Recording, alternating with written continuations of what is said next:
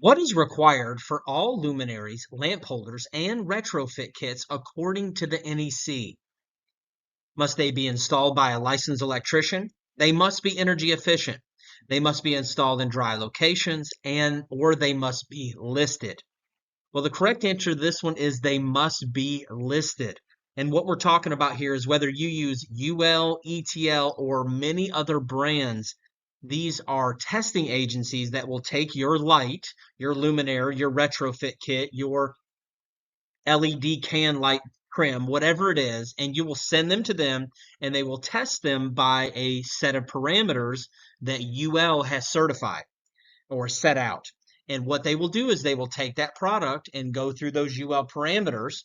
And if they meet them, then they will stamp them with their listed mark. The important thing to watch out for with this is that if you head over to websites like Amazon, for example, there are many brands on the market that are not listed and they are being pumped into our country. And some of them may be even made from our country. And they are just selling them without any regard to the law at all. And we have to be very careful with this because they're not being tested. We don't know if they're safe. We don't know if the drivers are correct, if they've been wired correctly, if they're grounded, if they're bonded. We don't know any of this because they've not gone through the proper procedures. So as an installer, this is super important for you to watch out for because you're the one installing it. You're the one that is responsible for making sure that you're installing listed equipment. If you're an AHJ, this is very important for us. Now, we're not the ones installing them and we can't pull down every light in the house, but there's nothing wrong with spot checking and looking around a house and making sure every light has to bear that mark, that UL listing on it. You pop one down, look at it, see if it's UL, ETL, or some other approved listing. This is very important to watch out for. For grounding and bonding purposes, machine screw type fasteners must meet which of the following requirements? The correct answer is engage at least 2 threads or be secured with a nut. And for this one, we're going to head to 250.8. This language is paraphrased here in this photo, so please consult the NEC for the actual language. But what we're talking about today is when we're making connections to equipment grounding conductors, grounding electroconductors, and bonding jumpers, how are we allowed to make that connection? And there are several different points listed here that we can choose from. And we're allowed to use one or more of them. Today, we are highlighting part 5, which is machine type screws. They have to engage at least 2 threads if we're threading them into something, or be secured with a nut. And I'll say, and if you wanted to be secured with a nut. And I'm going to give you an example of a time that I do both methods.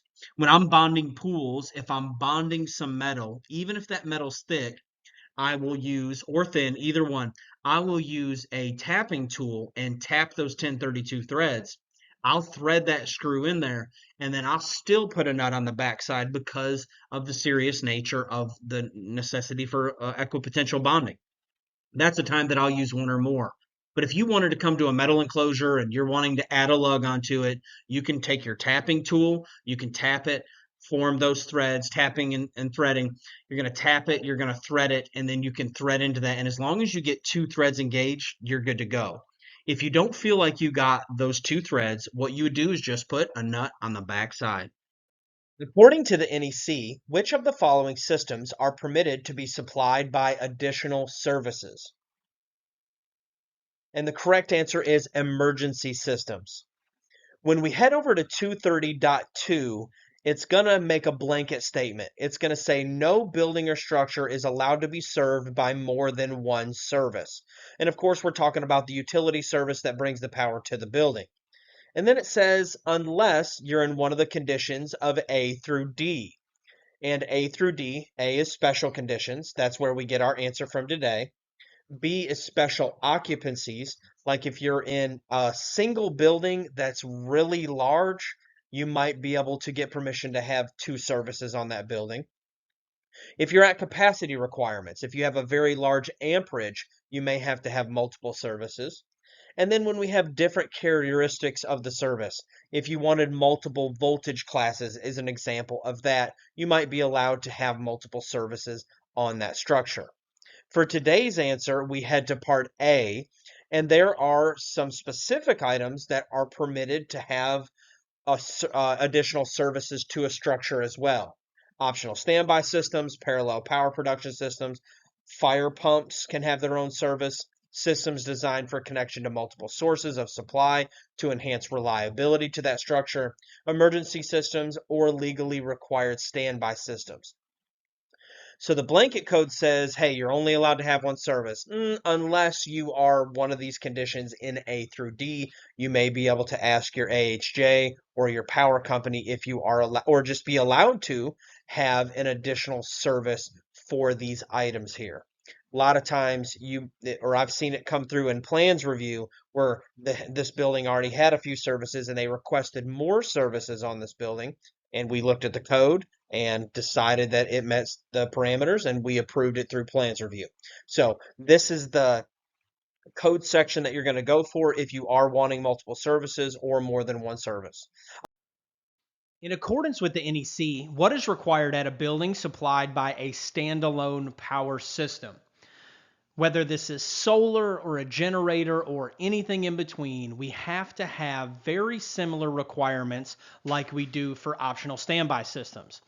And the correct answer is a permanent placard directory must be installed. A permanent placard directory must be installed at each building that's supplied by a standalone system, at the service equipment, or at a location that's approved and readily visible. It must indicate the location of each power source disconnecting means. So very similar to the optional standby systems, like on a home, we have to have a placard that says, hey, if you're an emergency responder or if you are an installer, there are multiple power sources to this structure or to this building, and this is how and where you're going to go to disconnect those. Because in the instance of just a normal whole home generator, a first responder comes, he goes to the service disconnect, he flips that disconnect switch off, thinks that the power's off to the house, there's no placard potentially. Next thing you know, they hear a generator kick on, but they don't know where the generator's at. They don't know how to disconnect the generator, and they're really no better off than they were before if it's an automatic transfer switch situation, because the automatic transfer switch is going to switch over, and it's going to put power back to the circuits that are at least on that panel that the generator is serving. And the importance of this is that if they came to a fire, for instance, and they go to shut the power off before they start spraying the home, and then the generator kicks on, now they're losing precious time trying to find out where the generator is or whatever the source of power is. It's very important that we follow all of the signage requirements in the NEC, and this is a very important one. We have to let them know where they're located at and how to get them disconnected. Can a feeder be protected by a listed ground fault circuit interrupter installed at a readily accessible location instead of individual GFCIs, those that are specified in 210.8 and 590.6a? And the correct answer is yes, it is permitted. And we're going to dive into the answer to this here in just a moment, but I thought this would be a great time to recap on the 3 different types of conductors that we use in the NEC. The first one is service conductors, feeder conductors, and branch circuit conductors. Let's go ahead and dive into it now. The first type of conductor that we primarily use in the NEC is a service conductor. Service conductors come from the utility and they go to the first point of disconnect on the structure. Usually from that point out on the load side of the first point of disconnect, they are going to be, that's where our service conductors stop, and we're going to move into the second type of conductor. So let's imagine that we had a meter disconnect combo and we brought our service conductors in to the line side of the main breaker. Then we were going to an indoor panel, and those conductors there are going to be feeder conductors. Feeder conductors are conductors on the load side of the service that come from one panel and go to another panel that has overcurrent devices. So if you feed from one panel and that wire feeds to another panel, and inside of that panel you have more breakers or fuses, those conductors there are feeder conductors. And our final type of conductors are branch circuit conductors. They are the final conductors at the last overcurrent device. So if we went from the Service riser down to the top of the meter to the top of that main breaker. Those are going to be our service conductors. Then from this meter disconnect combo, we fed to an interior panel. Those are going to be our feeder conductors. And then from there, we go out and wire lights and receptacles. Those are going to be our branch circuit conductors. If you'll just search different types of conductors, electrical code coach, I've got a really detailed study on this, but I thought it would be a great time to recap.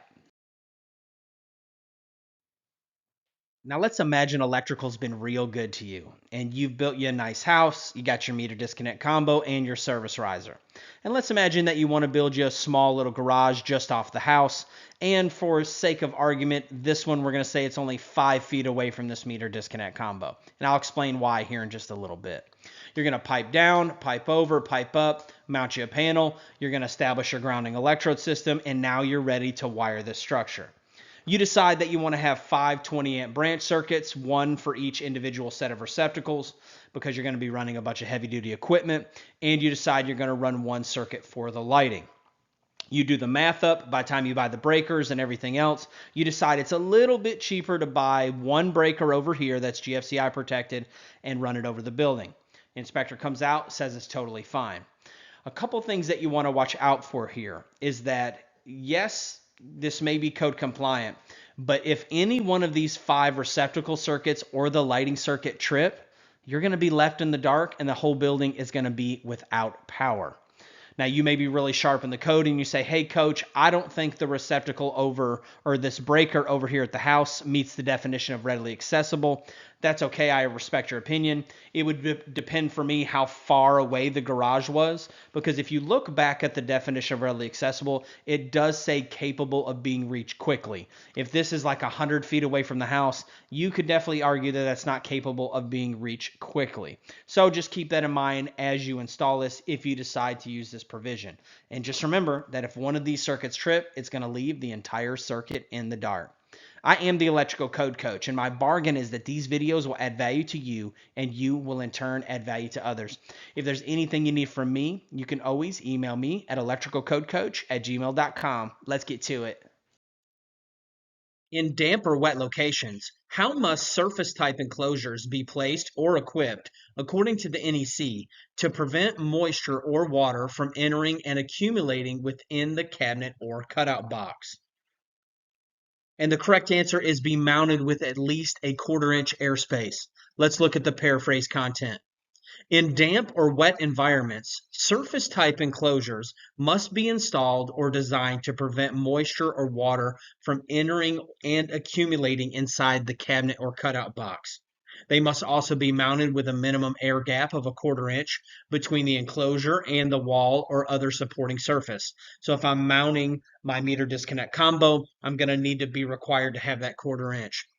And thankfully, it's installed from the manufacturer. They put the little bump outs that keeps it that 1/4 inch out. That way I can be code compliant. Enclosures in a wet location must be weatherproof.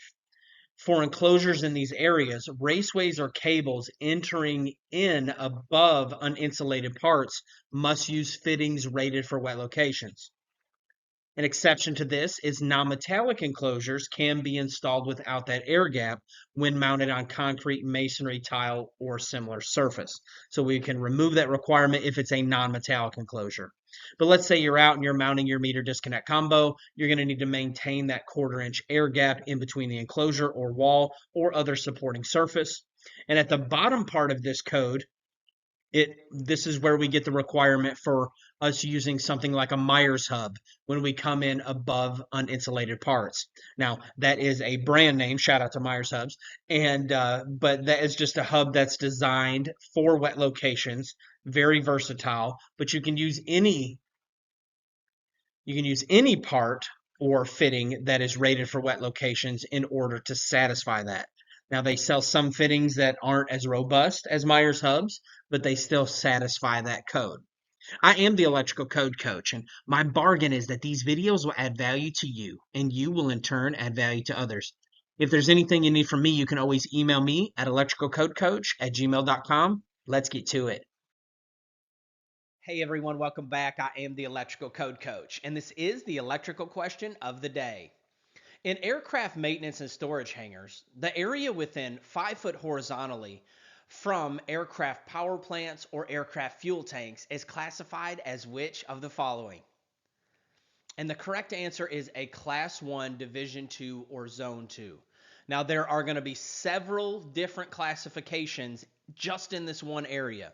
And if you're not familiar with this, a classified location, hazardous location, is going to be an area where the code book and engineers and design professionals have deemed that there are either flammable liquids, flammable dusts, or some other type of flammable ignition problem, right? That if there is an arc, it could ignite because the quantities are high enough to warrant there being some type of special wiring method in that location. That's just a simplified version.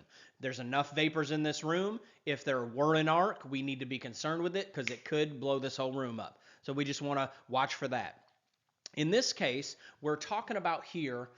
Let's go ahead and read the code and then we'll dive into the infograph. This classification extends upward from the floor 5 foot above the upper surface of the wings or engine enclosures, ensuring safety in potentially hazardous area due to in places like fuel and power plant operations.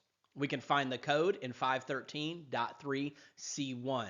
And this question today is only dealing with a small portion of this area because there's likely going to be multiple classifications for the vertical heights, for the horizontal heights, and all the different areas. And this infograph is not exact dimensions, but I just want to give you an idea of what we're talking about here.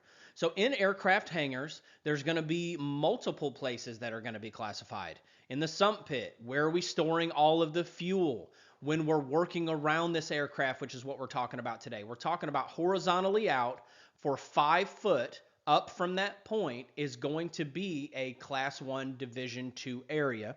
And if you look in the code book, a Class 1 Division 2 is going to be an area where there are potential flammable hazards, but they're normally contained. And unless there's an accident like a puncture in that container, we're not going to have that problem that escalates to a Class 1 Division 1. Class 1 Division 1 is going to be a location where, hey, these vapors exist under normal operations, and we need to wire in that area even more extreme than a Class 1 Division 2. And what you're going to do in these areas, let's say you've deemed that it's a Class 1 Division 2 area, you're going to go to your code book and there's going to be special fittings, special seal-offs, special containers, explosion-proof boxes that you put things in, and everything's going to be designed that if there were an arc inside of that box, container, switch box, panel board, whatever it is, there's not going to be, that arc isn't going to have access to the flammable vapors or flammable dust. So everything that we do, all we do is have to ask 2 questions. What am I wiring and where am I wiring it? First off, what am I wiring? Well, I'm wiring a switch and a light. Where am I wiring it? Well, I'm in a Class 1 Division 2 location. Now I know what I'm wiring. I can go to the associated code articles for switches. Then I can go to the associated code articles for where I'm wiring. What am I wiring and where am I wiring it? Do I need GFCI protection? Do I need AFCI protection? All of these questions can be answered and give you the place to go in the book by just asking where am I and what am I wiring. I am the electrical code coach, and this is a very exciting topic. All of the classified locations, I absolutely love it. Not a master by any means, but I do get to work with it on a very regular basis, and I'm really excited about these locations and where I'm going in my career with them, and also where you're going to go in your career. I am the electrical code coach, and I've dedicated my life to help you become everything that you can be in life and in the electrical. Hey everyone, welcome back. I am the Electrical Code Coach, and this is the electrical question of the day. A luminary with plans for installation in the wall or floor of a pool, spa, or fountain in a niche that is sealed against the entry of water. The correct answer to this one is a dry niche luminary. And for the answer for this one, we're going to head to 680.2, which is where you'll find all your definitions in the NEC if a definition is specific to that article. So if there are definitions that are specific only to your article, you'll find them in the .2 section. So 680.2. And that's true for 2020 and previous. If you're in the 2023 code book and later, you're going to go to Article 100 for all of your definitions. And what we're talking about here today, and this photo was taken from wakinglighting.com. You can go over and check them out. On the left-hand side here is a wet niche light, which is going to allow water to just be, it's submersed in the water. And then the one on the right-hand side is going to be a no niche light. And then the one we're talking about today is somewhere in between. It has a niche, but it does not allow the entry of water. And it's very important that we understand what light we're installing because the codes will change depending on that. I am the electrical code coach, and my bargain is that these videos will add value to you, and you will in turn add value to others. Let's get to it. Electrical industry. If there's anything that you need from me, you can always just email me at electricalcodecoach@gmail.com. I'll try to help you in any way that I can. If you are enjoying these videos, if you'll hit that like button, and that lets us know that you guys are enjoying them. And also, if you're not involved with the polls that drive these videos, every day I drop a poll on our YouTube channel 6 days a week that you can get on and answer these questions and then watch the video of me explaining how we got the answer. If you need anything from me, just give me an email. Let's get to it. Hey everyone, welcome back. I am the Electrical Code Coach, and this is the electrical question of the day. Which of the following statements is true regarding the use of PVC conduit according to NEC 352.10? And if you're unfamiliar with the NEC, there is a specific article for almost every conduit, raceway, or cable, including NM cable like Romex. And inside of those individual articles is going to tell you just about everything that you need to know about that specific conduit or cable.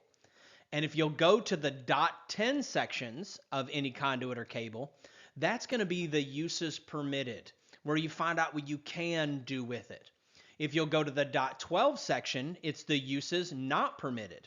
And it doesn't matter if you go to 352.10 or 334.10, it's going to be the uses permitted for that conduit or cable.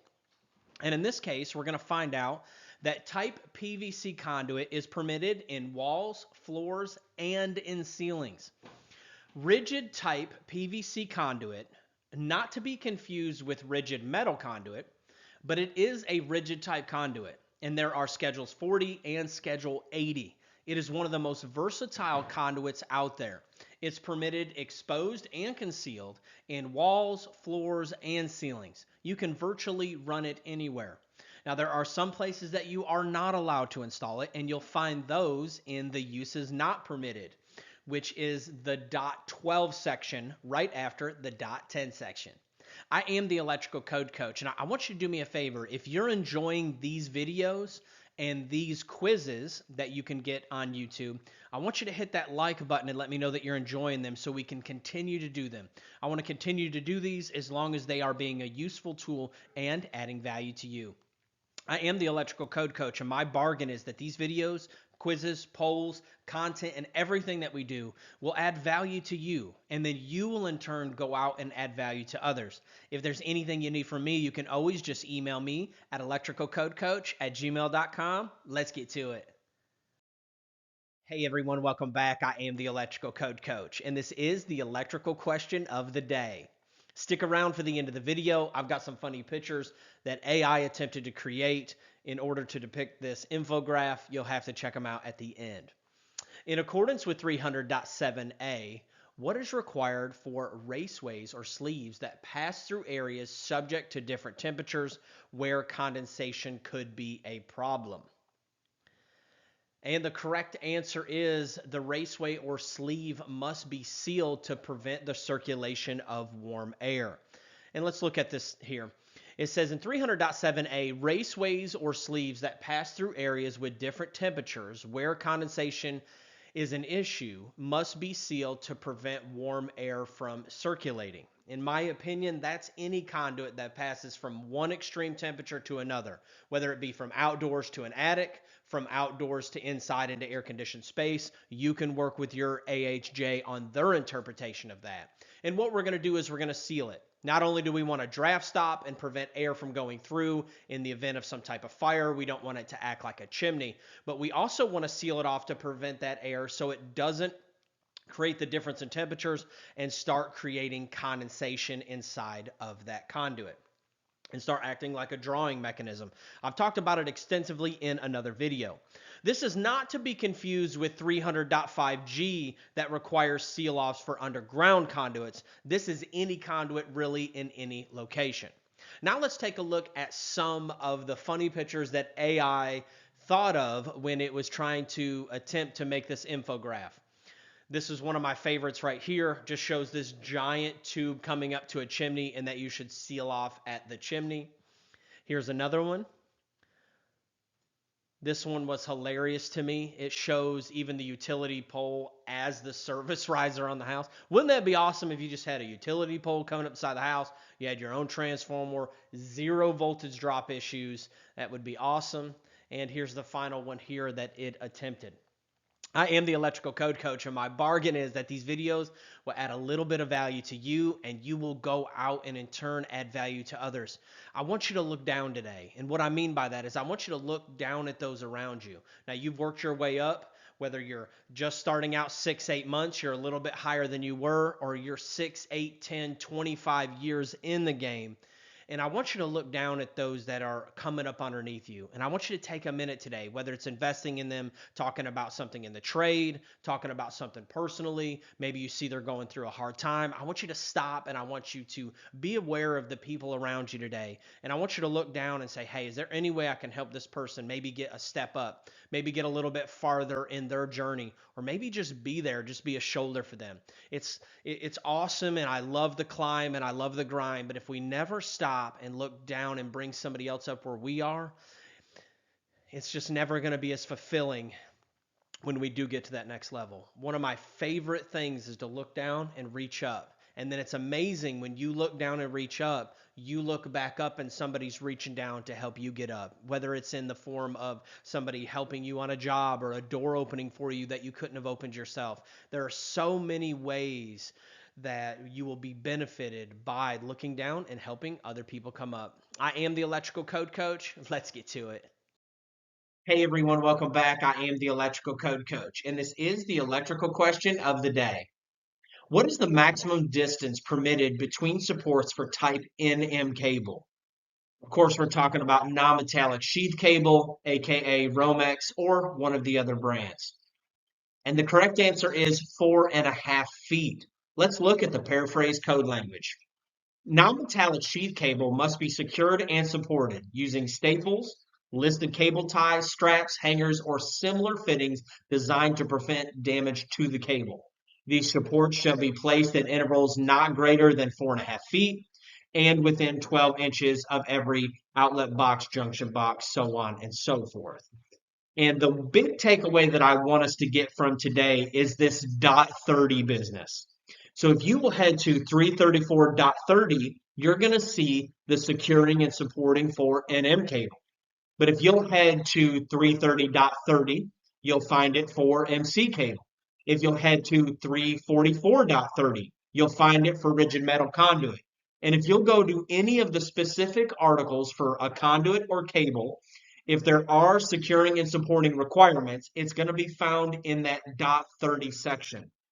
It's a big takeaway I want you to have from today. So if you're wondering where to strap PVC or where to strap EMT or where to strap and how to strap MC, you're going to head to the dot 30 section of that conduit or cable.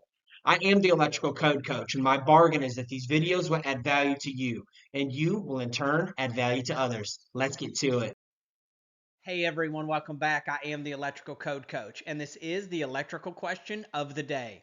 What is the minimum height requirement for the point of attachment of overhead service conductors to a building or other structure above finish grade? And the correct answer is 10 feet. And this is what we're talking about here. When we have overhead service conductors that are coming to a building or a structure, we have to have a minimum height that that attachment point happens. And the minimum height for that is 10 feet. So whether we are under the eave of a home, whether we are going through the eave of a home, wherever that is, from finish grade, that minimum attachment point has to be 10 feet. I am the Electrical Code Coach, and my bargain is that these videos will add value to you, and you will in turn add value to others. Let's get to it. Hey everyone, welcome back. I am the Electrical Code Coach, and this is the electrical question of the day. For branch circuits supplying a known continuous load in a commercial building, what is the maximum allowable load in amperes on that 20 amp circuit? And the correct answer is 16. And for this one, whether it's commercial or residential, if it's a known continuous load, we're going to have to only fill that circuit up to 80% of its capacity. And how we get that 80% is by taking that known load and multiplying it by 125%. And if we'll head to 210.20a, we're going to find out that any load that is a known continuous load, and that is a defined term back in Article 100, that's expected to run for 3 or more hours at its maximum current, that would be a continuous load by definition. And if it is a continuous load by definition, we must take the known load. In this case, we're trying to figure out the maximum. And that would be 16 amps multiplied by 125, and that equals 20. And then we can't fill that breaker up with any more loads. If we wanted to find out what the 80% of 20 is, we would just take 20 multiplied by 0.80, and that would get us back to 16 and get us our answer for today. I am the Electrical Code Coach, and my bargain is that these videos will add value to you, and you will in turn add value to others. Let's get to it. Hey everyone, welcome back. I am the Electrical Code Coach, and this is the electrical question of the day. What is the minimum depth of working space in front of electrical equipment rated 1200 amps, 480/277 volt with exposed live parts on both sides of the working space? And the correct answer to this one is 4 feet. And for this one, we're going to head to 110.26a. Now, everything that we're doing in the code is we are first protecting the people and then the property. The people first and then the property. And if done correctly, it's harmonious. And for this one, we're going to head to 110.26. But before we jump into the table of 110.26a, I want to make a clarification here. It's a big misnomer that only electrical equipment that is going to be worked on while energized is required to have the working space. And that's partly true. If it's required, or if it's likely to be worked on while energized, it's required to have the working space dictated in 110.26a. But did you know that all electrical equipment is required to have working space and access? Let's go back to the beginning in 110.26. It says, access and working space shall be provided and maintained about all electrical equipment. And at that point, it doesn't give any dimensions yet. But you have to be able to access all electrical equipment because you might need to work on it. Now, it may be one of those pieces of equipment that truly are going to be de-energized, and it doesn't need to meet the working space in 110.26a like we're getting ready to learn, but it's still required to have working space, electrical working space. Now let's dive in and answer our question for today. And for this one, we're going to head to table 110.26a, and this is going to be one of my favorite tables because it's so simple to read. On the left-hand side is going to be our nominal voltage to ground. Across the top is going to be depending on our condition. And then here, when we tee off with those two items, we're going to find how many feet of working space we're required to have. Let's go ahead and answer our question for today. First, let's start with our nominal voltage to ground.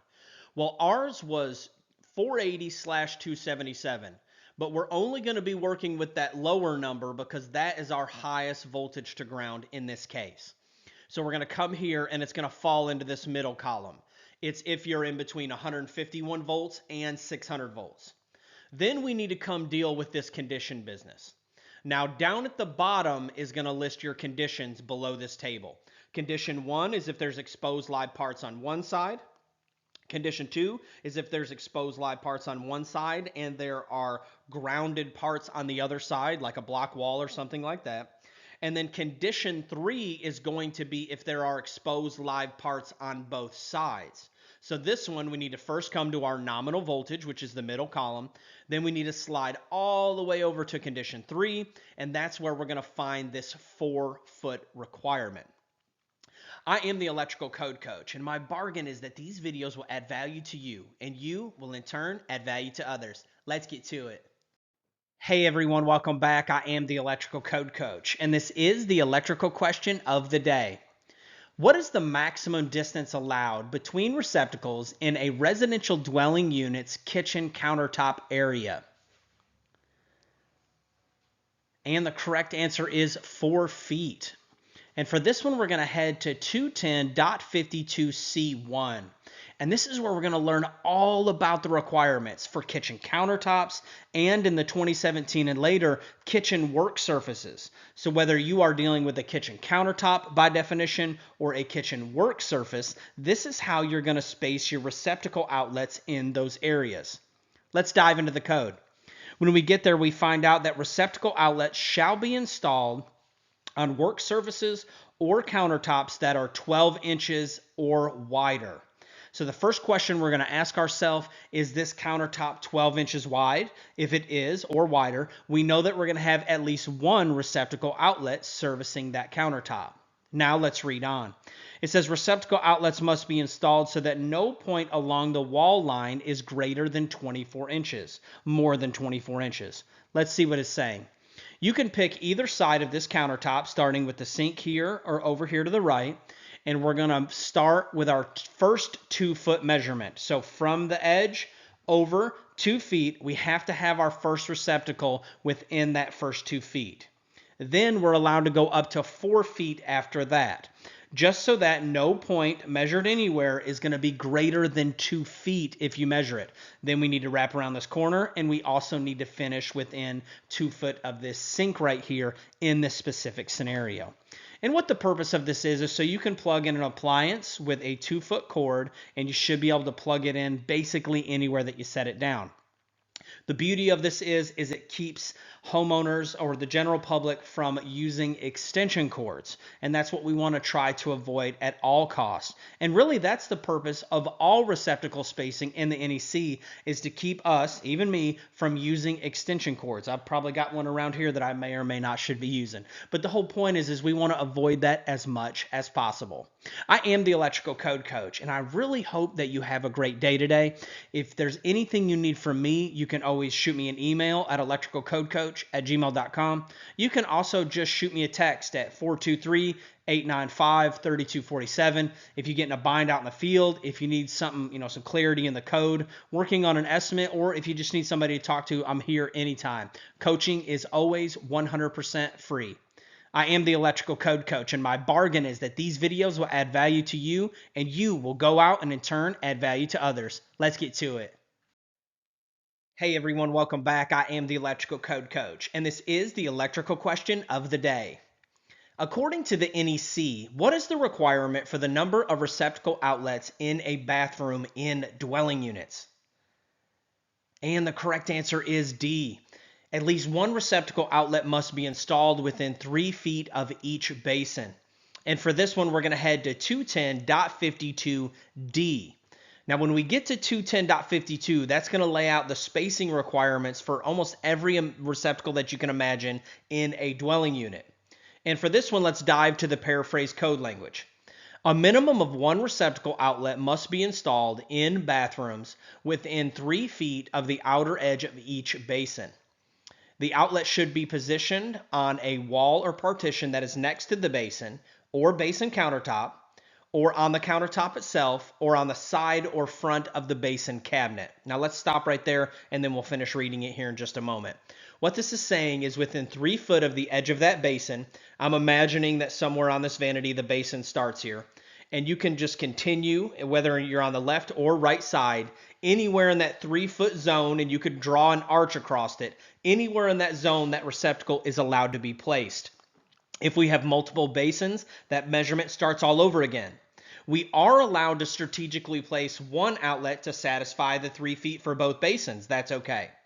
because here it says 3 feet of the outer edge of each basin. So it doesn't say we have to have one outlet per, but it says that we must have an outlet within 3 feet of each basin. And this is to keep people, again, like we learned yesterday, from running extension cords, especially in bathrooms. Now let's finish reading the code.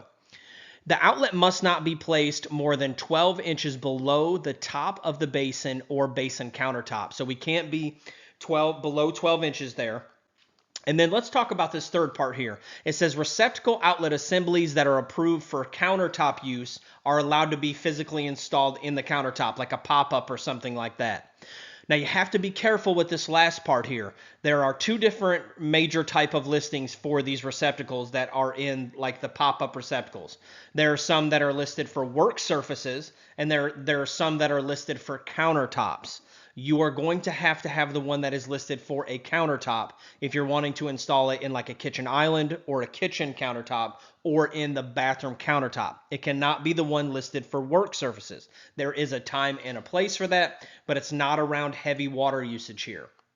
I am the Electrical Code Coach, and my bargain is that these videos will add value to you, and you will in turn go out and add value to other people. If there's anything that you need from me, you can always just email me at electricalcodecoach@gmail.com. If you haven't shared these quizzes with someone, share it with someone today. Maybe they can get a little bit of value as well. Let's get to it. Hey everyone, welcome back. I am the Electrical Code Coach, and this is the electrical question of the day. According to the NEC, is EMT permitted to be used as an equipment grounding conductor? And of course, what we're talking about here is using the conduit itself as an equipment grounding conductor instead of a wire type equipment grounding conductor. And the correct answer is yes. Now let's break down this scenario. Let's imagine that you have a friend that owns this commercial shop. She gives you a call. She says, hey, I've got one light over my cash register. Could you potentially install me another one? And you're like, sure, I can do it. You drive over there. You pull out a stick of EMT. You pipe it over. You go ahead and get ready to hang the light. In the meantime, you realize that you don't have a roll of green on the truck. And you call me and you say, Coach, can I install this light with no wire type equipment grounding conductor in the conduit? And the correct answer is yes. And we're going to have to go to a couple different code sections for this. And just to make sure that I'm being clear, just so you understand, from this light on the, well, I think it'd be my left-hand side, over to the new light, whatever side it's on as you're looking at it from the screen. As you go from this side to that side, you could potentially just run a hot and a neutral over there and use that equipment, or use the EMT itself as an equipment grounding conductor. Let's go ahead and take a look at it here. EMT, electrical metallic tubing, is permitted to be used as an equipment grounding conductor as specified in 358.60 and in 250.118.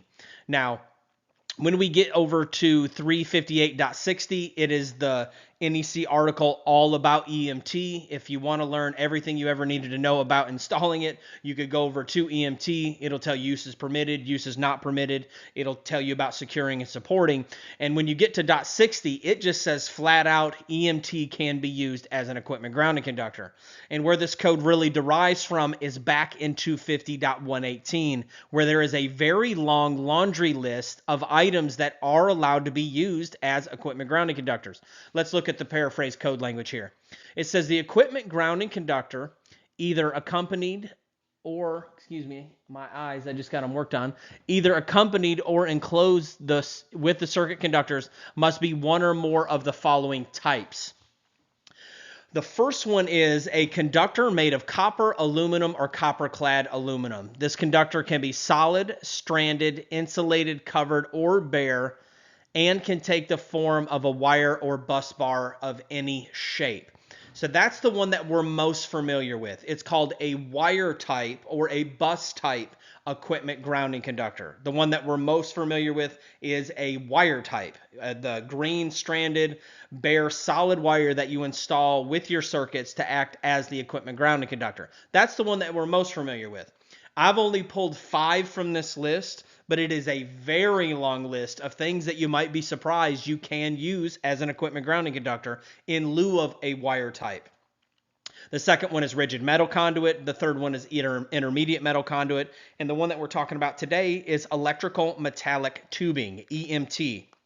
Then it goes on to talk about listed flexible metal and a bunch of other ones, but most of the rest of this list has special parameters that you're allowed to use or that you must abide by if you're wanting to use this as an equipment grounding conductor. So don't just think you're going to pull out some liquid flex and use it without meeting the other requirements that are listed there in 250.118.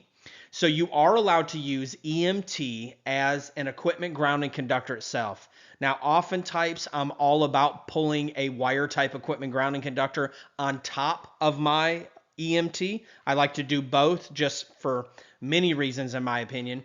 And don't forget that there are specific cases in the NEC where you must pull a wire type equipment grounding conductor. I think there's some rules in HVAC in certain scenarios that you must have a wire type equipment grounding conductor. There are other pieces of equipment in the NEC that require or just the manufacturer specs that require a wire type equipment grounding conductor.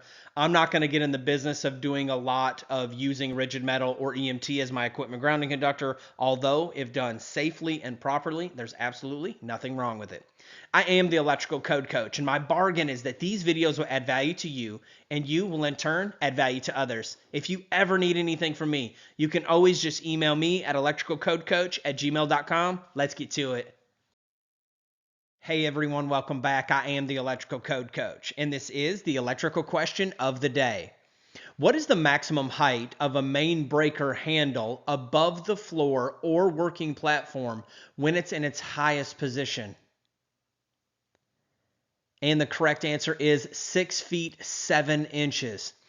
Now let's just imagine for a second that you've had a customer call you and they want you to come out and give them an estimate on doing a panel change. You give them the estimate, they're excited, they say yes, they've got an old nasty Federal Pacific in this bedroom and they're going to contract you to change it out. Well, when you get there on that day, you see, hey, the main breaker here at this height, no big deal. It's a little bit smaller panel and they've set it a little bit lower. Well, when you get your new panel, nice 40 circuit panel, you find out that it's a whole lot bigger and that main breaker is going to be much higher than the previous main breaker. The question today is how high can that main breaker be located off the floor legally? Well, the correct answer is 6 foot 7, like we learned. So you're like, let's imagine in this situation that it's going to end up being 6 foot 9, this main breaker, because these new panels are so large. And your hole coming in the back is dictating kind of the height of that panel based off of the outside equipment. Happens all the time. So you decide that you're going to flip this panel upside down and put your main breaker on the bottom. Not a problem. As long as the breaker goes from left to right, then you're okay. It cannot ever be installed that if it's an up and down breaker, that it's in the off position while it's up. But if you have a side-to-side breaker, you can likely flip that panel upside down and use it with the main breaker on the bottom. But the question is, am I good to go? Do I have any other considerations for this specific code? And the answer is you do. We are not just in the clear. I put the word main breaker in today's question on purpose because it's a big misnomer in our industry that the main breaker is not allowed to be higher than 6 foot 7. And that's true, not allowed to be higher than 6 foot 7. But did you know that every overcurrent device in that panel is not allowed to be over 6 foot 7? As a matter of fact, there are no overcurrent devices that are allowed to be installed above 6 foot 7 unless they're in one of the conditions that are listed below in the code that we're getting ready to cover. Let's look at the paraphrase code language. It says circuit breakers and switches with fuses must be readily accessible and installed so that the center of the operating handle is no more than 6 foot 7 inches above the floor or working platform, unless one of the following exceptions apply. And there are a few exceptions down below, and usually it has to do with supplementary overcurrent protection. So let's imagine you had a piece of equipment and it also had a localized disconnect right there next to the equipment. As long as the breaker that's feeding that branch circuit is lower than 6'7" and accessible, then it's okay because you can turn it off at a readily accessible location. Then up there, if you want to have another breaker or fuse, that's likely going to be okay. And that's one of the scenarios where you are allowed to do it. But just as a blanket statement, under most circumstances, all of your circuit breakers are going to need to be below 6'7". So just keep that in mind. And in my opinion, like in this scenario today, if you flip that panel upside down and let's say you're not even using those unused spaces and you use all of these lower spaces closer to the main breaker and you're like, oh, none of the breakers I've installed today are over 6'7". If I'm your inspector, I'm going to say that includes also any of the available breaker spaces, because we know in the future when someone pulls a circuit in from the top, it is going to they're likely going to use one of the ones closer to the top because it's easier, it's safer to wire. There's not a bunch of wires in their way. So just keep that in mind when you're out in the field. Now that will be subject to your AHJ and how they handle things. I am the electrical code coach, and my bargain is that these videos will add value to you, and you will in turn add value to others. If there's anything you ever need from me, you can always just email me at electricalcodecoach@gmail.com. If you're enjoying these videos and you want to see some specific topics that we talk about or make these questions about, you can just drop it down in the comments below, and I will check them out. If you need anything from me, just give me a shout. Let's get to it. Hey everyone, welcome back. I am the Electrical Code Coach, and this is the electrical question of the day. What is the minimum required ampacity for service conductors for a single family dwelling unit with a calculated load of 150 amps? And the correct answer is 125 amps. Now I'm going to go through this specific scenario, but this is a much larger topic, and we're just going to scratch the surface in this video. If you want to learn more about this specific topic and how we get there today, you can head over to electricalcodecoach.com, click on the free version, and go down to lesson 8. And it's about 3/4 of the way through that video. It explains it in a little bit more detail. But what we're talking about here is, let's imagine that you are wiring this single family dwelling unit. And you're almost to the end of the project. You're getting ready to mount your service. You go get your meter disconnect combo, you throw it up there, you pipe your rigid through the eave in this case, and you're getting ready to run your 2 hots and a neutral for your service. But the question is how do we decide what size those conductors are? Well, how we do it is we are first going to do a load calculation for the structure and find out what size the service is. In this case, we did a load calc and it happened to land on exactly 150 amps to the amp. Once we get that first number of that initial load calculation, we're going to go to a very special table called 240.6a. And that's where we choose our standard breaker sizes. That's where we learn that there's a 15 amp breaker and a 20 amp breaker and a 30 and so on and so forth. So once you get your known load for the structure, you head over to this table, 240.6a, and you're going to choose the next size up standard breaker. In this case, it happens to be 150 is one of the standard sizes. So legally, you could put this house on a 150 amp breaker. If you choose to do that, now that is now the service size. So when you choose the size of the main breaker, that now is the service size. If you put it on 150, it's now a 150 amp service. If you decide to put it on a 200 in this case and give them some room to grow on, it would then be a 200 amp service.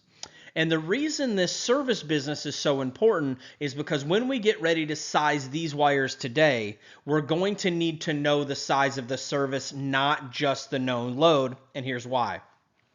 So we've chosen a 150 amp service. And for this code, we're going to head to 310.12. 310.12 in the 2020 and later. And in the 2017 and previous, I think it's 310.15B7. B as in Bravo, 310.15B7. If you'd like to follow along, let's look at the paraphrase code language. Let's look at the code language first, and then we'll deal with that. So for services rated between 1 and 400 amps, the service conductors providing the total load for a single family home, or the service conductors providing the total load for an individual unit of a two-family or multifamily residence, can have the ampacity of, and this is paraphrased language, that's why it doesn't flow as well as the code. They're allowed to have a ampacity of 83% of the service rating size. If there's no adjustment factors needed, there actually is a cheat sheet table in the NEC that you don't have to do this math. You can just say, hey, I've got this size service, use this size wire, but I don't want to just teach you how to use tables. I want to teach you how to do the raw math and understand what's going on here. What this code is stating is that if you have service conductors and they are feeding the entire dwelling, you're allowed to take that service size and multiply it by 0.83 and take 83% of that service, and then now that new number is actually the amperage that you'll size your wire by. And like I said, we're just scratching the surface today. If you go to the free video in the free version at electricalcodecoach.com, it'll take you to week 8 and it'll explain this in great depth and detail. Because this also, you can use this for feeders on single family dwellings and the individual feeders for two-family and multifamily dwelling units, as long as the panel that you're feeding serves the entire structure. It can't be used for sub-panels. All right, now let's get back to ours today. So first we had to do our load calculation. We had to establish the size of our service. Then we had to see if we're allowed to use this code. Is it a single family dwelling? Yes. Is our service in between 1 and 400 amps? Yes. So I am allowed to use the 83% rule. All I have to do from that point is take my service size. And this is where a lot of people get confused. You would not take your load calculation that you actually came up with and multiply it by 0.83. Let's imagine you came up with 140 amps. You still would have put it on 150 amp service because that's the next size up, but you wouldn't go apply the 0.83 to the 140. You must apply that 0.83 to the service itself, the service size. So we take our 150 multiplied by 0.83, and we're going to get 124.5. In my humble opinion, you're going to round up to 125. Then you're going to go to your ampacity table for copper or aluminum, depending on what size your wire, and you're going to find a wire that will cover the new known load, which is 125 amps. And that is how you would correctly size this service riser wire here. Now, I know we're just scratching the surface on this, and it's a lot more complex than that, but you'll have to dig in the code. You can read, and then also go watch that other supplemental video. It's a pretty big subject, and there's a lot of codes, and in that other video, I go over the exact specific codes that you need to fully understand this. When you start getting into the math of the NEC, it's hardly ever just super cut and dry. You need to know 4 or 5 different codes to apply it legally. That's why you have people like me that will help hopefully make it easy every day, and we learn and grow together. I am the Electrical Code Coach, and my bargain is that these videos will add value to you, and you will in turn go out and add value to other people. If there's anything you ever need from me, you can just email me at electricalcodecoach@gmail.com. Let's get to it. Hey everyone, welcome back. I am the Electrical Code Coach, and this is the electrical question of the day. According to the NEC, what are the minimum number of 20 amp small appliance branch circuits required for a kitchen in a dwelling unit? And the correct answer is 2. Now let's imagine that we're in this kitchen and we're really curious about how to wire it. How many circuits does it need? Are they allowed to be 15 amp? Can they be tapped off the living room? What's the score here? Well, let's dive into it. We're going to head today to 210.52b1. But before we dive into that code, we're going to pull back and punt. We're actually going to head over to 210.11c1. And that's where we get the initial requirement for these two 20 amp small appliance branch circuits. And the code states that they are required to serve the receptacles that are laid out in 210.52b1, which is where we're back to today. 210.11c1 requires them, and then 210.52b1 starts to show you how to use them. Let's dive into the paraphrase code language. In the pantry, breakfast room, dining room, kitchen, or similar areas of a dwelling unit, the 2 or more 20 amp small appliance branch circuits that were required back in 210.11c1 must serve all wall and floor receptacle outlets that are specified in 210.52a, which is talking about general wall space in these areas, and all countertop outlets specified in 210.52c, and the receptacle outlets for refrigeration equipment. Let's first recap about what we are allowed to do. So first off, we have 2 circuits at a minimum, and they must serve the following locations: pantries, breakfast rooms, dining rooms, kitchens, or similar areas of a home. So you are literally allowed to take these 2 circuits and go, let's say, one of them to the left side of this countertop and one of them to the right. And off the right side, you're literally allowed to hop off, head to the breakfast room, the pantry, and the dining room, and wire all of those receptacles as well. Then let's say if you want to hop off this left-hand side and you want to go wire the refrigerator and then do some of the kitchen wall space, that's okay too. You're allowed to do that with those circuits, and it's absolutely okay. But let's imagine we want to pull a 3rd circuit to this kitchen for the island, we'll say, and we want to use it to service the 2 receptacles that are on the ends of the island in this fake scenario. Well, you're allowed to do that too. But the most important thing that you must remember is that that also is required to be a 20 amp circuit, and it's not allowed to go anywhere except for those specific areas right there. And that's where a lot of people get off the rails in the field. If we go back to 210.11c1, technically C1 through 4. C1 requires those 20 amp circuits for kitchens. And then when you go 2 through 4, it requires the bathrooms to be on a 20 amp circuit, the laundry room, and also the garage. Let's take the laundry room as an example to expound on this point. If you decide, all right, so the code calls for you to pull one 20 amp circuit to your laundry room for the receptacles. That's great. You only have to have one. If you decide to pull another one for the receptacles in the laundry room, it must also be 20 amps, and it must also follow all the requirements that are laid out in 210.11c. The same thing is it's the same thing with the kitchen. If you decide to pull a 3rd circuit for these general areas, that's okay, but it's technically kitchen circuit 3. It must be 20 amps, and it must follow all of the other rules that are laid out for these specific circuits. I used to pull a dedicated dining room circuit, but it's technically not a dining room circuit because it must be 20 amps and it must only serve those areas. It would technically be kitchen circuit 3 or kitchen circuit 4, 5, 6, 7. And for all of those kitchen circuits, we have to be careful when we're back in our load calculation section because each one of those count as 1500 VAs. But that's a lesson for another day. The other thing that I want to watch out for here, so these 20 amp circuits are allowed to serve all of those areas. They're not allowed to serve any other outlets, with very few exceptions that are listed in part 2 of this code. But I want to go to one of the exceptions for this specific code. Now, if we go down below 210.52b1, exception number 2, it says, in addition to the required receptacles specified in 210.52, a receptacle outlet to serve a specific appliance is permitted to be supplied from an individual branch circuit. These are defined terms, and it's allowed to be rated 15 amps or greater.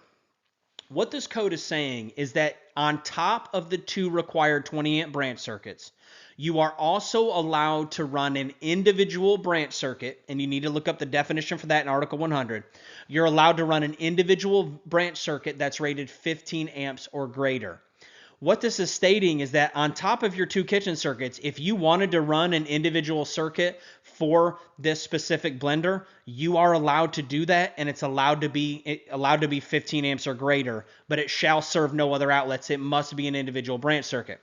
At the same time, you're allowed to pull an individual circuit over for your KitchenAid and make it 15 amps. So if you're an installer or an inspector, just because you see 14 gauge 15 amp wire in a kitchen doesn't necessarily mean that that's a code violation. As long as they've satisfied their 2 small appliance circuits, you're also allowed to run individual branch circuits on top of that as long as you've satisfied those 2. So just to recap today, you're required to have a minimum of two 20-amp branch circuits in a kitchen. They're allowed to serve pantries, breakfast rooms, dining rooms, and kitchens or similar areas. And you can work that similar area out with your inspector. I am the electrical code coach, and my bargain is that these videos will add value to you, and you will in turn add value to others. I want you to know that I'm praying for you today. And if there's anything that you need from me, you can always just email me at electricalcodecoach@gmail.com. Let's get to it. Hey everyone, welcome back. I am the Electrical Code Coach, and this is the electrical question of the day. According to the NEC, what is the minimum distance required between the bottom of an electrical panel and the floor? And the correct answer is the NEC does not specify. Let's imagine that you have this customer and you come to their home and they're wanting to contract you to change out this oddly placed Federal Pacific panel. And when you get in there and start doing a little bit of research, you find out that this used to be a garage. They've built the floor up, which put the panel in an odd place, and they have just lived with it this entire time. Well, they contract you and they want you to put in a brand new panel, but they have one stipulation. They do not want any drywall repair at all. You try to talk them out of it. You let them know it's going to have to be basically back on the floor. But the question is, what are you allowed to do it, and what does the NEC have to say about it? So the answer is yes. In this case, you could put that panel back where it's at as long as you met all the other codes. And the NEC does have a lot to say about that panel placement, overcurrent height, and also working space, 30 inches, 36 inches, 6 feet, all these different measurements from floor to ceiling. But it does not specify how low it can be. But one thing that you have to watch out for with everything that we do and all of your installs in the electrical industry is you have to check the manufacturer specifications. Check them, see if they have a minimum height that you're allowed to install that piece of equipment or that panel board. Maybe from combustible materials, maybe from just the floor itself, it might specify. Also, just like in every other jurisdiction, you have very specific local laws. So make sure to check those. Check out your local laws and see just how low you can install that panel. Of course, ultimately, you have to get the customer's okay to install anything in a manner that might draw strange attention to a room. But in this case, the customer said, we don't care what it looks like. We just don't want to repair the drywall, period. So you come in, you put this panel back where it was, and you are code compliant as long as you've met the manufacturer specs and also any local ordinances. I am the electrical code coach, and my bargain is that these videos will add value to you, and you will in turn add value to others. We're doing something very special from now until Saturday.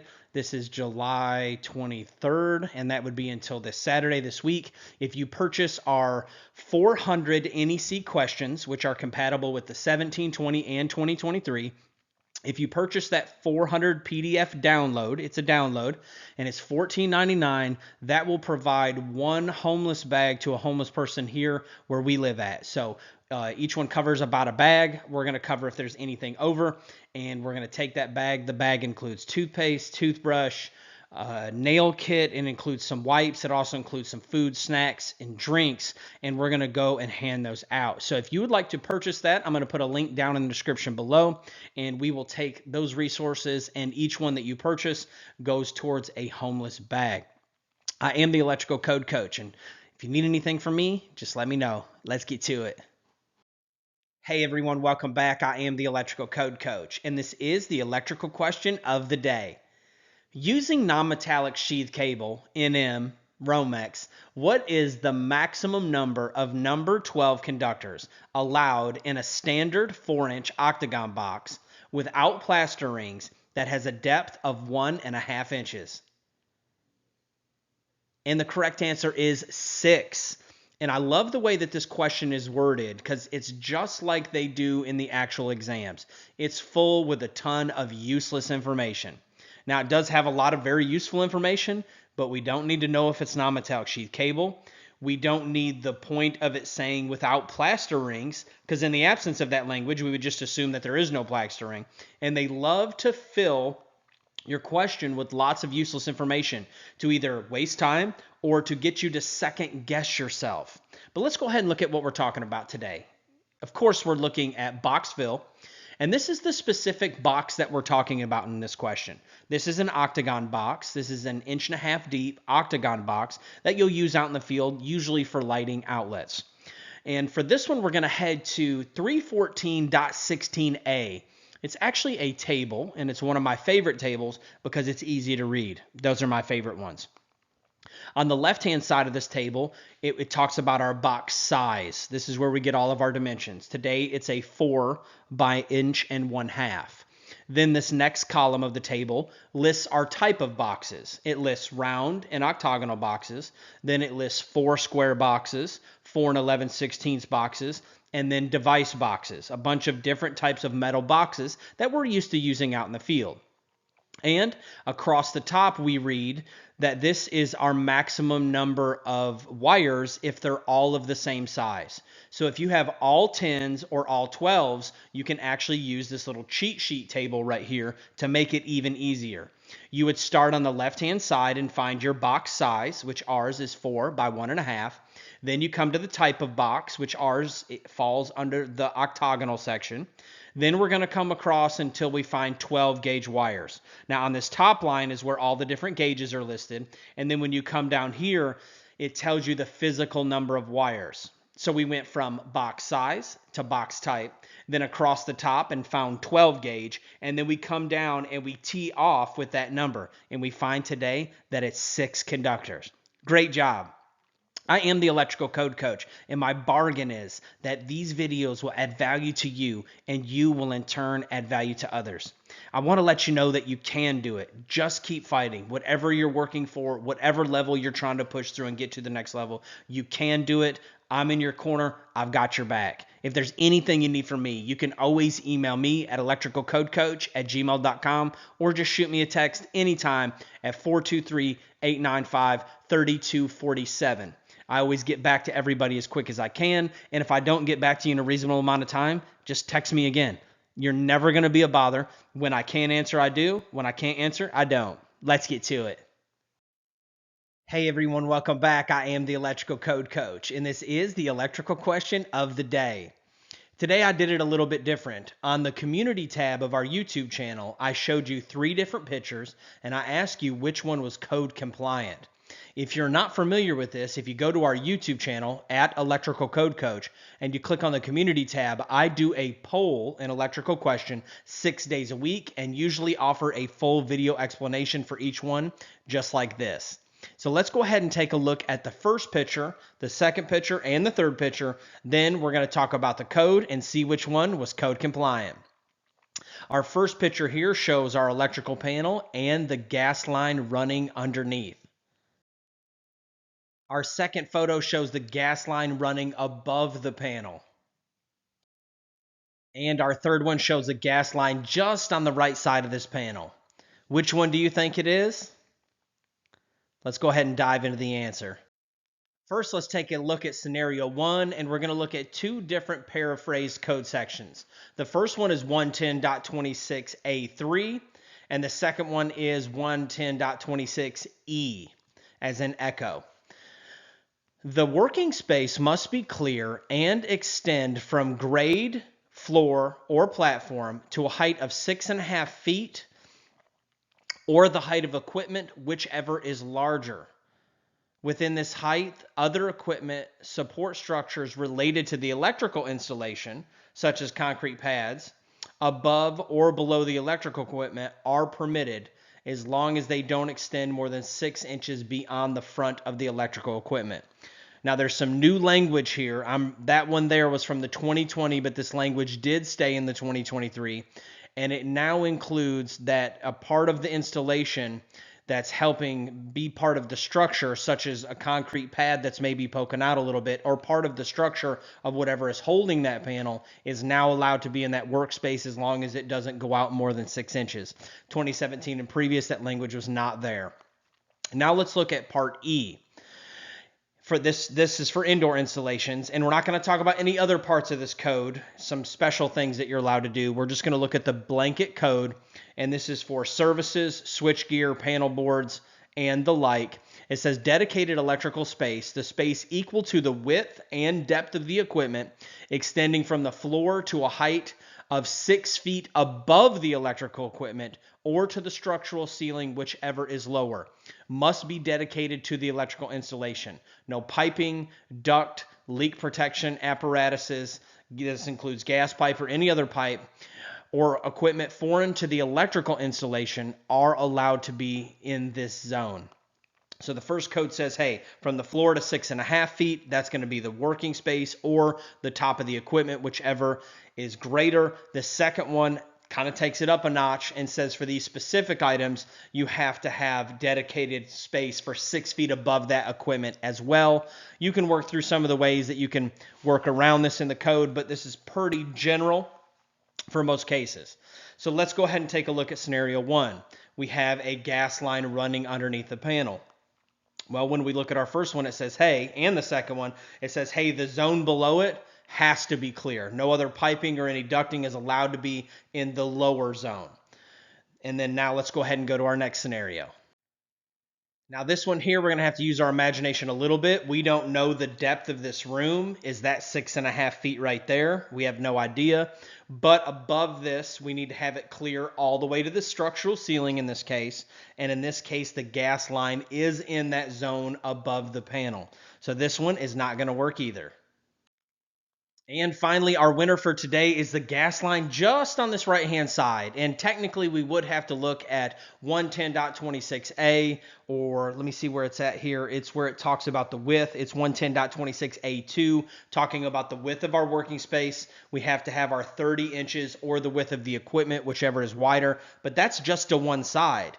And in this case, the gas line's on the right-hand side here, so we are good to go. So you, with all things being equal, just what we're looking at today on this page, you are good to go on this install, and this would be the winner for today. I am the Electrical Code Coach, and my bargain is that these videos will add value to you, and you will in turn add value to others. You have 2 more days to get involved in our homeless bags that we're doing. So right now, if you purchase our $14.99 PDF, it's 400 questions, 400 electrical questions with full explanations. It's a download, and it's $14.99. And if you purchase it in between now and Saturday, each one of those is going to purchase a homeless bag.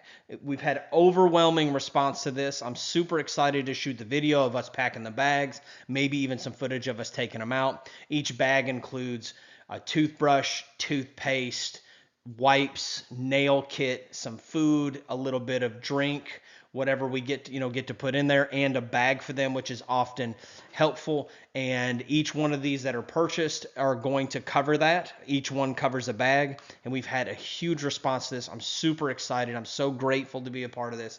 And listen, if you guys want to get involved, I'll put a link down in the description below. You just click it, you buy it, you get the PDF to keep for life, and then also that buys one bag. I'm super excited about this. If you have any questions, you can always just shoot me a text at 423-895-3247. I am the Electrical Code Coach. Let's get to it. Hey everyone, welcome back. I am the Electrical Code Coach, and this is the electrical question of the day. What does the term approved mean in the context of the National Electrical Code? And the correct answer is acceptable to the authority having jurisdiction, the AHJ. And of course, that is your inspector. And for the answer to this one, we're going to head to Article 100, and we're going to look at the definition of approved. And that means acceptable to your inspector. But where do they get the authority to even inspect your job, and what code cycle to go by, and how do they have the authority to approve something? And what are their provisions in the code for approving?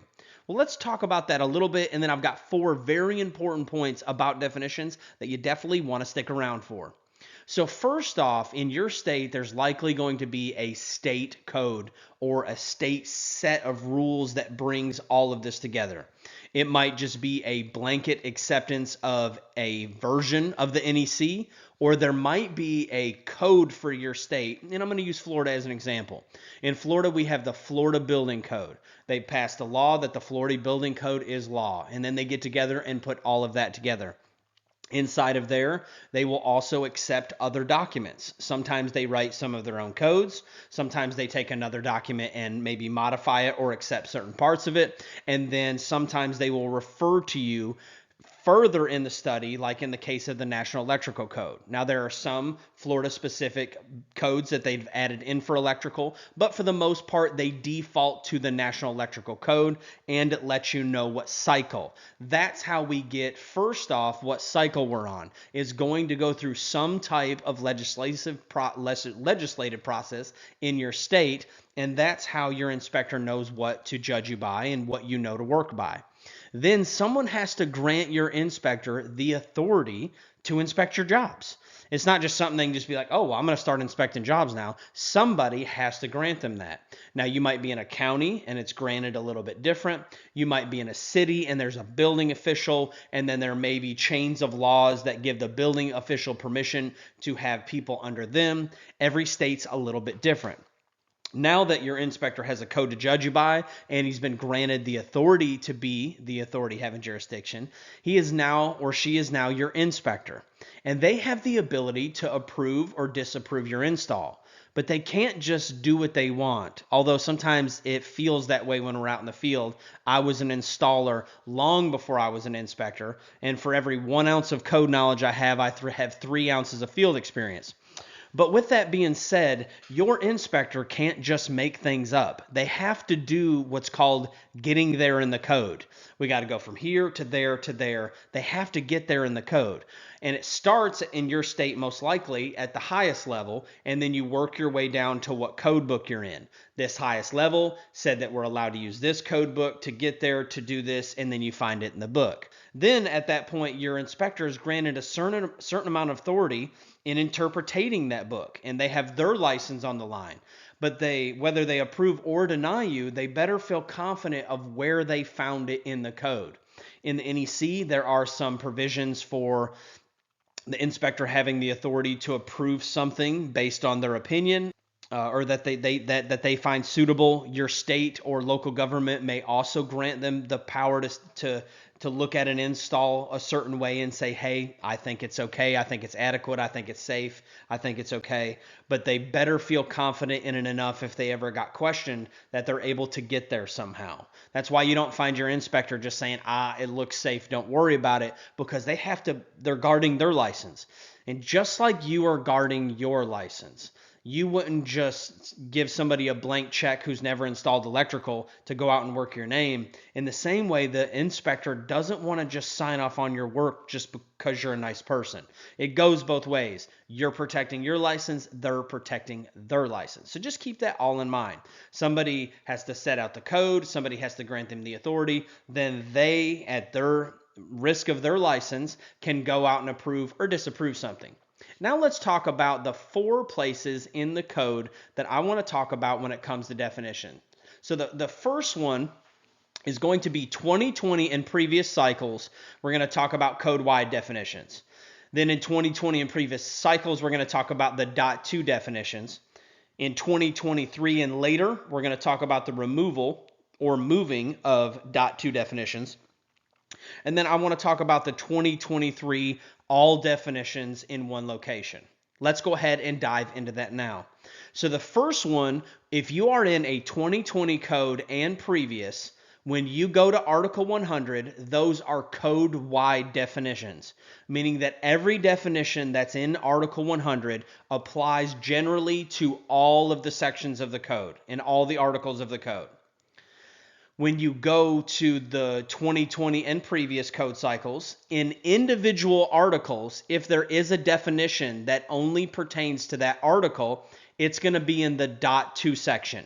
So 250.2 or 680.2, you'll find a laundry list of definitions that only apply to that article. They only work in that article, and you can't take and use that definition in some other part of the code to make your install work.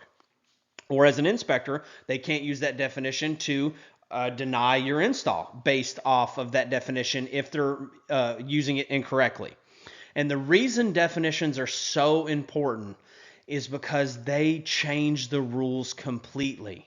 If it's a laundry room by definition, then all the rules of the laundry room apply. If it is a a dwelling unit by definition, then all of the code rules for dwelling units. That's why it's so important that you know and understand definitions, because it can completely change your install, not just on the NEC level, but also in all the other codes and perhaps in your local ordinance or state rules. Now let's talk about the 2023. They got rid of the .2 sections. This is 2023 and later. They got rid of the .2 definitions in each article. They're no longer there. They're using the .2 section for another reason. It might be refurbished equipment. I remember it briefly hearing it, but regardless for today, it is 2023 and later. The .2 definition is the .2 section is no longer for definitions. Now in the 2023, all of the definitions are in Article 100. Every single one of them are there in Article 100. And this is a good thing ultimately, but it put a whole lot of definitions at the front of the book and a whole lot more time looking things up, but it's just the nature of the beast. The biggest thing that I want us to watch out for here is that now not all of the definitions in Article 100 are code-wide, right? Because they're all there. All the previous .2 definitions are now all moved to Article 100.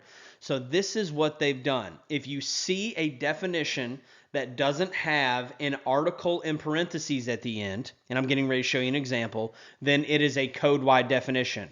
But let's pull up a specific definition here. Not really concerned with what the definition says, but I'm really concerned with this last bit right here. This definition of adapter is only true in Article 520. If you see a definition and then you see parentheses around it, it's only true in that specific article. Keep that in mind. If it doesn't have that parentheses in an article listed, then it is a code-wide definition. And in this case, this definition belongs to Code Making Panel 15, which really doesn't matter to us today.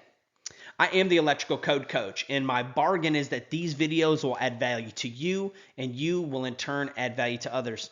If there's anything you need from me, you can always email me at electricalcodecoach@gmail.com. If you are liking these videos, if you would hit the thumbs up button on this video, it would help. Also, if you want to subscribe and share with friends. So just remember, 2020 and previous, Article 100 definitions are code-wide. 2020 and previous, the .2 sections are in the specific articles. 2023 and later, they've removed the .2 definitions, moved them all to Article 100.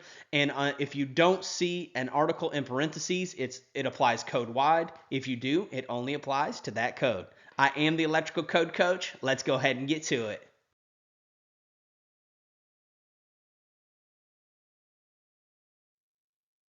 Hey everyone, welcome back. I am the Electrical Code Coach, and this is the electrical question of the day. Which of the following wiring methods is acceptable for fixed wiring in theaters, audience area of motion picture and television studios, and similar locations?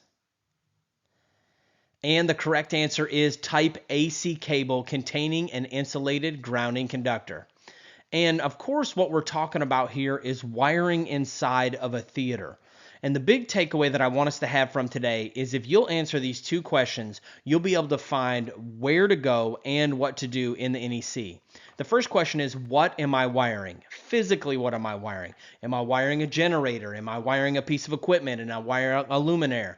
And where am I wiring? Is this a wet location, damp location, rated location, explosion-proof location? Am I in a theater? If you'll answer those two questions, you will always be able to find out where you need to go in the NEC. Today, we're actually going to be heading to Article 520 for the answer to our question. And in 520, we find in 520.5a, acceptable fixed wiring methods in theaters, audience areas of motion picture and television studios, and similar locations include metal raceways, non-metallic raceways encased in at least 2 inches of concrete, and cables such as MI, MC, and Type AC that contain an insulated equipment grounding conductor. I am the Electrical Code Coach, and my bargain is that these videos will add value to you, and you will in turn add value to others. If there's anything you need from me, you can always just email me at electricalcodecoach@gmail.com. Let's get to it.